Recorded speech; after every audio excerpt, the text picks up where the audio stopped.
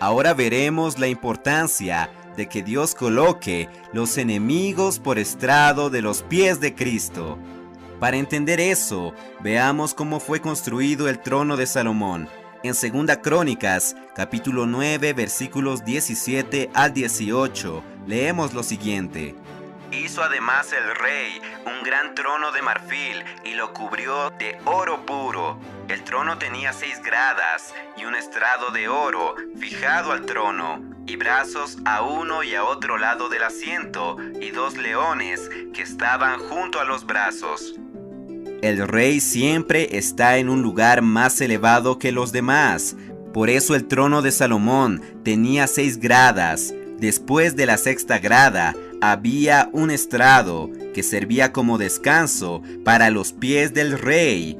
Algunos tronos de la antigüedad tenían imágenes de sus enemigos en el estrado, significando que el rey descansaba al ver que sus enemigos estaban bajo sus pies, completamente derrotados. En Primera Reyes tenemos un testimonio de Salomón sobre David. Entonces Salomón envió a decir a Hiram: Tú sabes que mi padre David no pudo edificar casa al nombre de Jehová su Dios, por las guerras que le rodearon, hasta que Jehová puso sus enemigos bajo las plantas de sus pies. Aquí vemos que David, por haber luchado contra los enemigos de Israel, no tuvo tiempo para edificar la casa al nombre del Señor. Solamente al final de su vida es que el Señor colocó a todos sus enemigos debajo de sus pies. En el versículo 4, Salomón continúa diciendo: Ahora Jehová el Señor, mi Dios, me ha dado paz por todas partes, pues ni hay adversarios ni mal que temer. Ese testimonio nos muestra que en cuanto los enemigos no sean derrotados, el rey no descansa.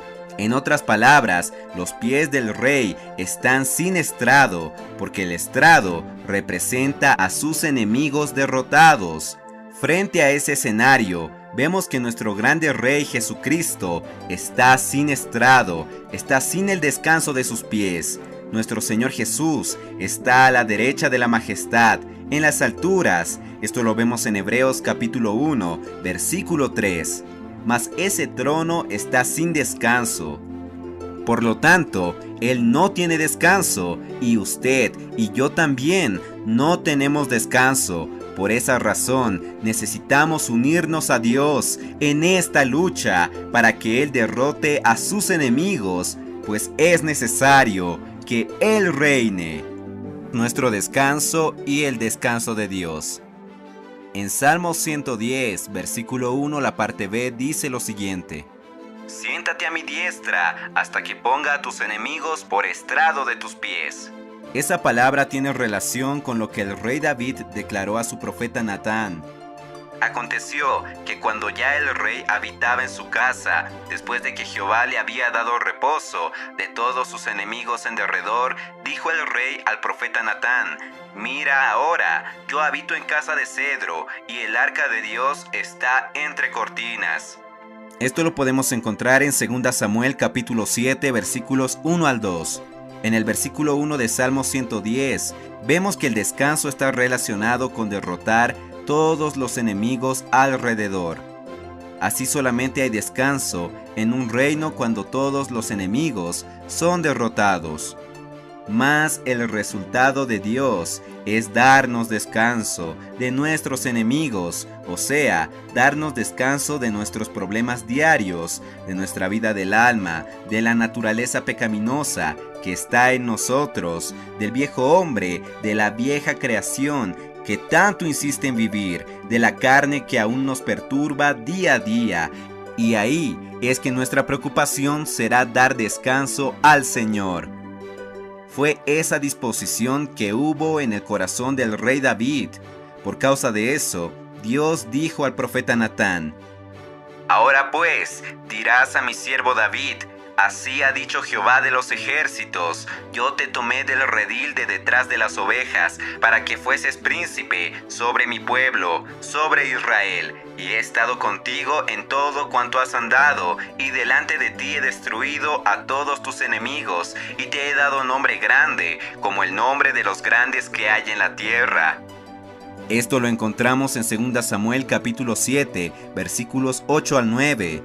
El rey David no fue tomado de una escuela de reyes, no fue tomado de una escuela de matemática, con todo lo mejor de la ciencia, no fue así. Antes, él fue entrenado por Dios cuidando de las ovejas, pues para el Señor reinar es cuidar, es apacentar. En Salmos capítulo 78, versículos 68 al 72, vemos lo siguiente: sino que escogió la tribu de Judá, el monte de Sión, al cual amó, edificó su santuario a manera de eminencia, como la tierra que cimentó para siempre. Eligió a David su siervo, y lo tomó de las manadas de las ovejas.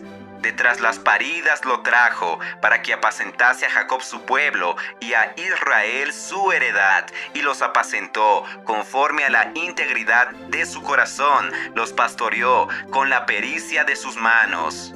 Dios sacó a David del ambiente de cuidado de las ovejas de su padre, y él lo constituyó rey sobre Israel, pues vio su corazón íntegro y puro. David no estaba allí meramente para cumplir sus tareas, no, él amaba cuidar de las ovejas y veía esa tarea como una responsabilidad que le fue confiada por Dios. Al ejecutar ese encargo, él conoció al propio Dios. Cuando le ocurrían situaciones difíciles, cuando venía un oso o un león, a él no le importaba su propia vida, él sabía que Dios era el poder y la fuerza. Él cuidó del rebaño de Dios, mas no por su propia capacidad. Fue ese sentimiento del corazón de David, el cual Dios amó. Por eso hizo de él uno de los mayores reyes de Israel. Hoy Dios quiere ver ese mismo sentimiento en nuestro corazón. Podemos ser los más despreciados o los menos preparados, mas si tenemos la misma postura de David, de confiar en Dios y de conocerlo, Él podrá contar con nosotros para cuidar de las personas y derrotar a sus enemigos. Eso es lo que está escrito en Apocalipsis capítulo 12, versículo 5. En ese versículo, el verbo regir o regirá significa apacentar. Según el texto original en griego, ese es el significado.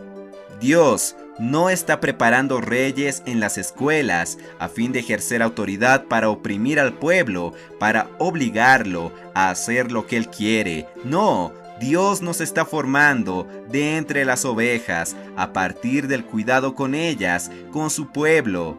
Dios nos perfecciona cada día cuando cuidamos de las personas que el Señor nos confía, alimentándolas, dándoles dirección y ejerciendo autoridad para corregir su rumbo a fin de que ya no caigan en peligro. Todo eso hace parte de apacentar, de regir y reinar sobre las personas. Amados oyentes, queridos amigos, veamos esta tarea maravillosa de cuidar del rebaño de Dios como una responsabilidad, como parte de nuestro perfeccionamiento, para así reinar con Cristo. Nos encontramos en el siguiente episodio. Que Dios le bendiga.